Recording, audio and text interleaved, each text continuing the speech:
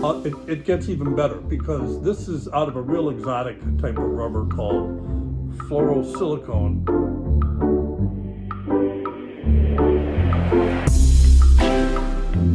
It's in an engine. It's used as a check valve in an apparatus to allow air to escape but then seal up again when the pressure is removed.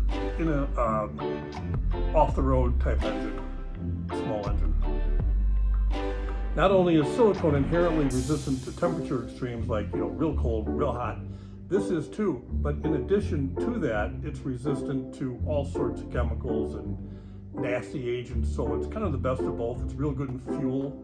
We mold it in a extremely low waste mold design, so we're not throwing away a lot of residual fluorosilicone, and it's molded completely flash free because it's so fragile it really wouldn't support cryogenically flashing.